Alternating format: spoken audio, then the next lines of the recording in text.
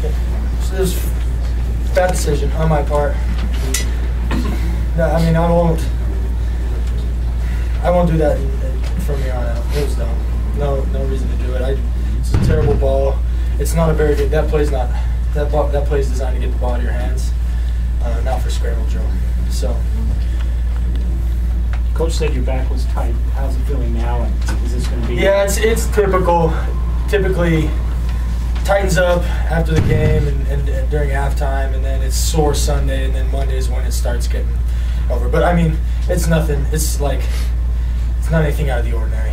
Just got popped, and they were a good physical team. I got to credit them. They, I got popped as good as I've been hit in my college career. So give them credit. But yeah, it's nothing. If it was a tighter game, would you have been able to win that game? Yeah, no question. It was a coach's decision, and they asked me, they asked me, how do you feel? And I said, I'm good to go. And they felt like I wasn't moving as fluidly as they'd like me to move, and so made the decision to come out in the second half and get it. But to be honest with you, the plan going in was to get both James Lark and Taysom Hill work, and so I feel like that worked out pretty well for us.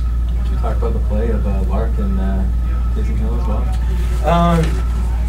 I mean, we saw exactly what I expected to see from James Lark, and that's efficient quarterback play. The rushing touchdown was a nice surprise. Yeah, we had 3 rushing touchdowns by quarterbacks today, which was fun, and none of them by the quote-unquote runner, right? But so that was good. And then Taysom was just full of energy and was able to execute well, and you saw his athleticism out there on all those quarterback draws that he was able to run. And, both of them commanded the offense and led our guys. So we are very deep at that position, as evidenced by the play today. You happened to watch the game last night, or how you did? Yeah. You saw that? Yeah. And what are your thoughts about it? That was a fun football game to watch, and man, we play good football in the state of Utah. Both those teams battling out, and I'd venture to say that our games, we play both those teams here in Utah next week, and then Utah State in 3 weeks, and our games will probably look similar to that. Just knock down, drag out physical football games, and points will be tough to come by, and a lot of emotion, a lot of energy, and yeah, last night was the first of that series, so it was exciting to watch. Riley, did you guys do enough by the end of the game to kind of overlook the slow start, or is that something that's going to be concerning you when you go back and look at the film?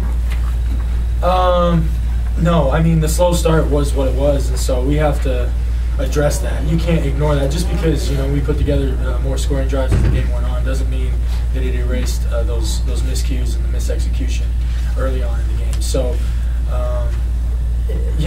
it's kind of like last week.